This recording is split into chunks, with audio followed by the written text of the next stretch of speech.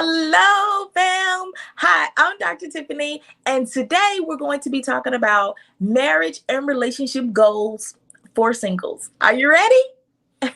Then let's go.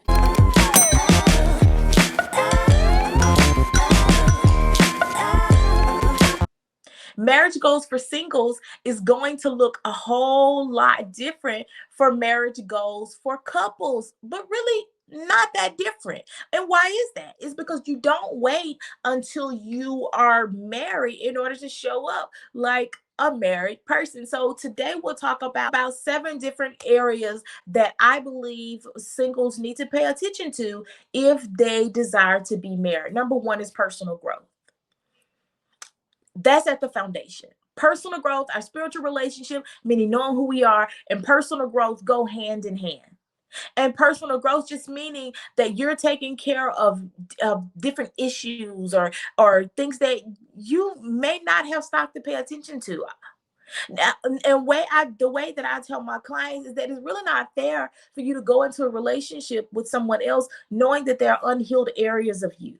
So the very first thing that I feel like a single who is desiring a relationship or desiring a marriage, desiring to be married, need to pay attention to is their personal growth areas.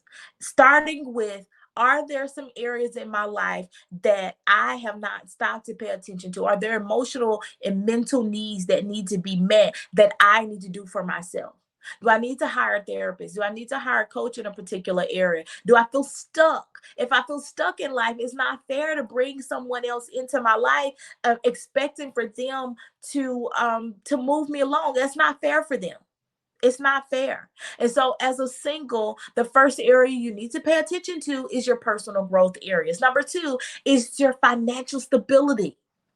Now, who wants to be with somebody who got debt all out of the place and don't know how to pay bills on time, and they're just financially irresponsible? And you're talking about marrying me? No. So the type of person that you want to invite in your life is the person that you need to show up being.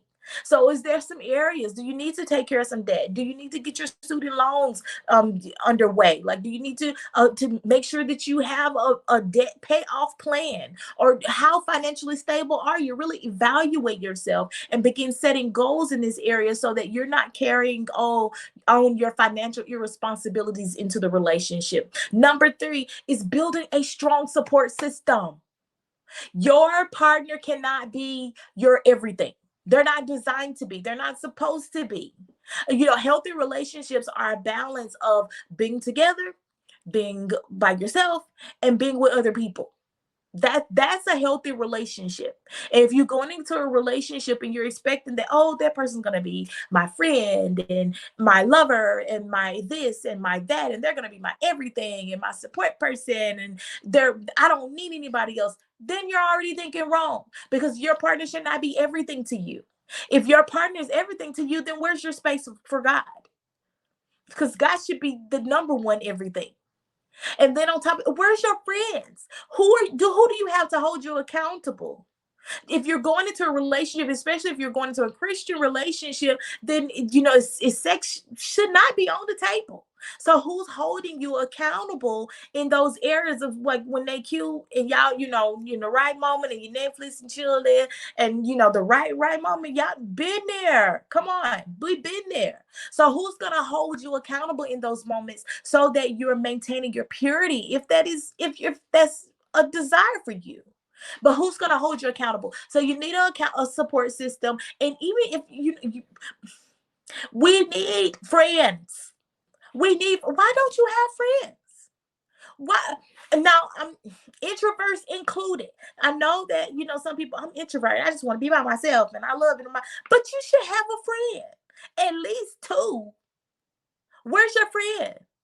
Your partner cannot be everything to you. And then where am I, y'all? Number 4, you need to know about relationships. Like, this just period, pool. You need to know how relationships work so that you're not saying, oh, hey, it's going to be 50-50. No relationship is 50-50. None. No good relationships are not 50-50. I know former President First wife Michelle Obama has went viral talking about how, the myth that a relationship is 50-50. It's a myth. There are going to be times where you're going to put in more, that they're going to put in more, or there are going to be seasons where one partner is going to be more heavily involved in, let's say, their career, and then you have to kind of come in and pick up the slack. Though that's okay. That's okay, but the 50-50 is not a myth. I mean, it is a myth. Excuse me. It is a myth. 50-50 is a myth.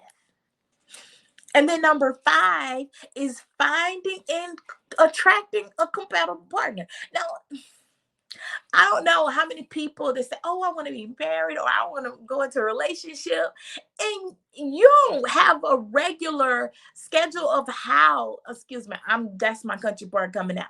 But you don't have a regular schedule of how you take care of yourself.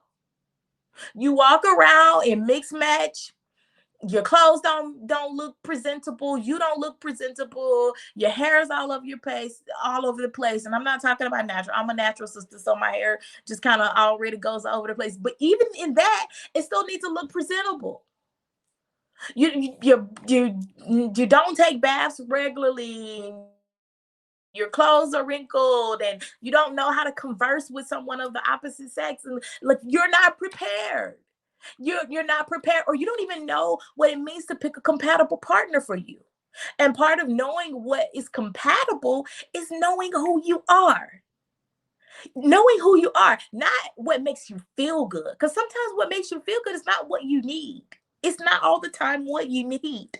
There are some beautiful people in the world, and some of them will make you feel good because they're beautiful, or they're persuasive. But you need to know what is compatible. What is a compatible partner for you? Number 6 is building a shared vision. What does that mean? What does a shared vision look like? Do you even have space enough in your life to invite another person in?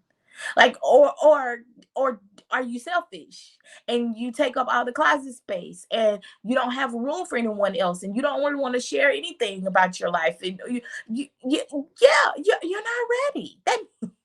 So maybe your goal is to learn how to share your life with other people, and to work out why do you feel so protective over your space, but you say you won't, but you say you want to be married. Maybe you need to evaluate that thing. Why is it that you feel the need to be guarded? Maybe you need to evaluate that thing. And then the last one is preparing for commitment.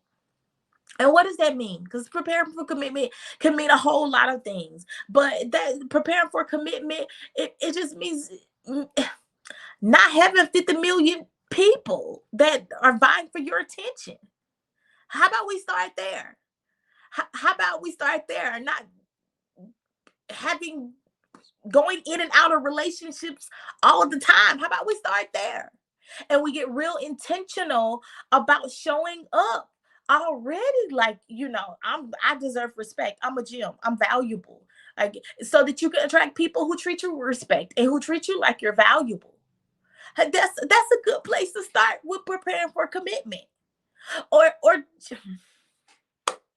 just learning how to be emotionally available, because being in a relationship means that you have to be emotionally available to somebody, or that you have to be emotionally vulnerable. And I know that can be like one of those words that that trick a lot of us up, because we don't emotionally vulnerable, like, oh no, I just want to protect myself. I've been hurt before. I don't want to be hurt again, so I protect myself.